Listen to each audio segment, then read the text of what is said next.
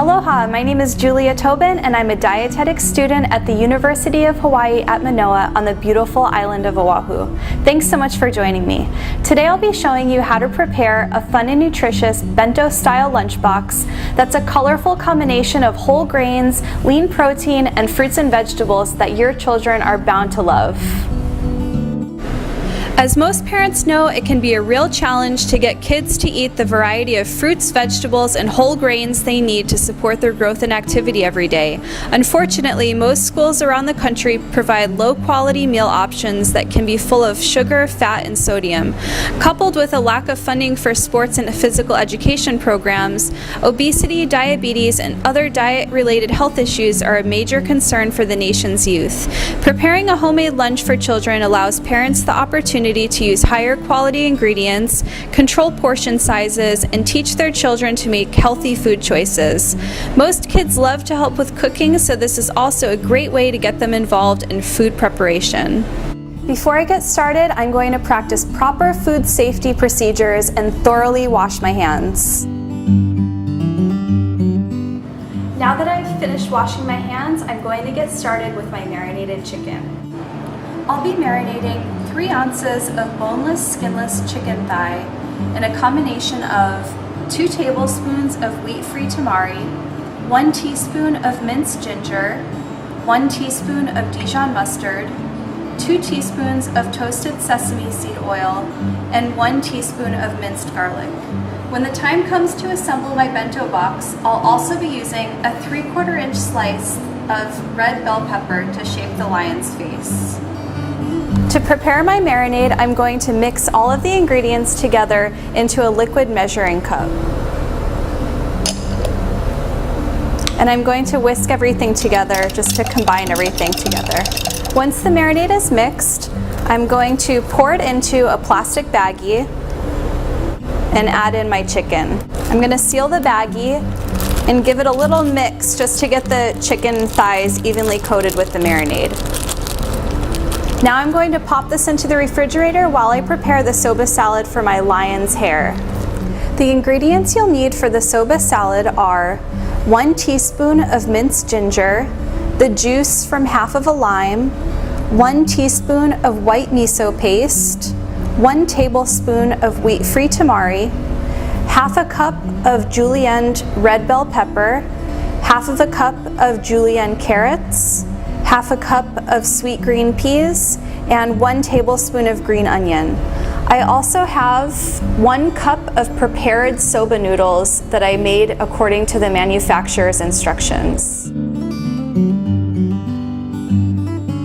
I'm going to start by adding my soba noodles into a serving dish, followed by all of the vegetable ingredients.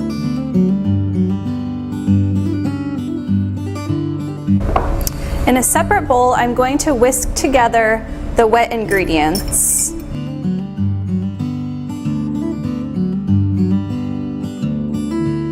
Once everything is combined, I'll pour it into my bowl that contains the rest of the ingredients of the salad and mix everything together. I'm going to put my salad into the fridge and let the flavors meld while I cook my chicken and prepare the other components of the bento. I've taken my chicken out of the refrigerator and now I'm going to add it to a skillet that I've added about a tablespoon of sesame oil to.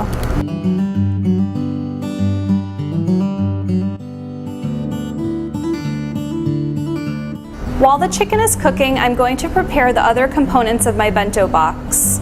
As you can see laid out on my cutting board, I have the following ingredients: 6 to 8 cherry tomatoes, 6 to 8 black olives, 1 sliced kiwi, a few slices of daikon, which is a type of radish. These are going to be for the fruit and vegetable cutouts, and you can also use things like pineapple or cantaloupe, honeydew melon, etc.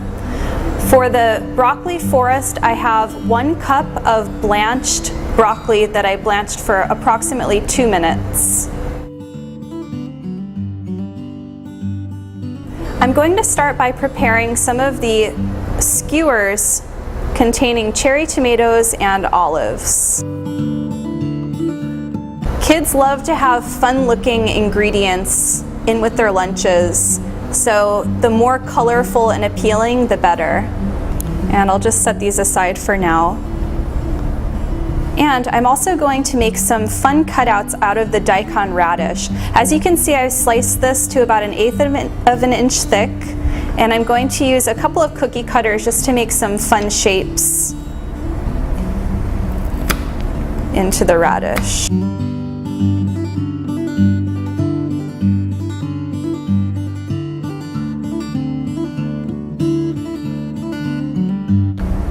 The scraps you can save for a stir fry or salad. My chicken is finished cooking and I've cut it up into small bite-sized pieces. I'm going to start putting together the pieces for my bento box, starting with the broccoli.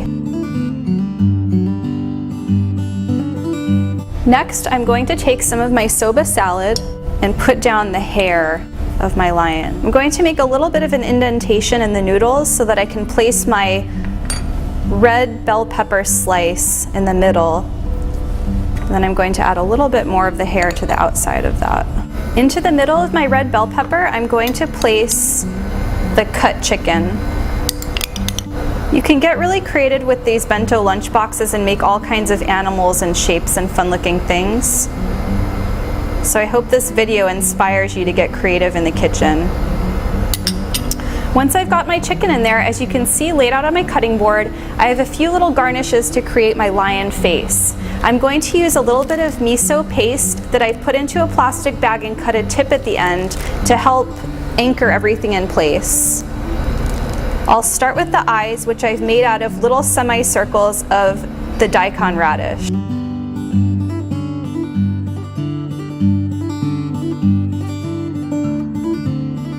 And one of the ends of the cherry tomatoes for the nose. I've also cut whiskers for the lions out of a sheet of nori, which is sushi wrapping.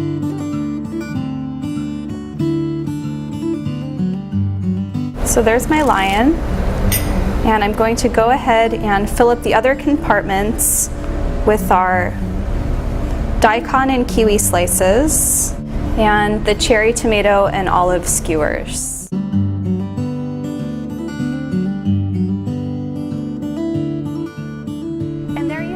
A delicious and healthful bento-style lunchbox that your kids are going to love. This is a great way to use up leftovers from the night before, so go ahead and get creative with your leftover meats, vegetables, and starches to come up with something that your kids are going to enjoy again. If you need more ideas, you can Google Japanese-style bento lunchboxes to get other cool ideas for kids' lunchboxes. Thanks so much for watching, and aloha!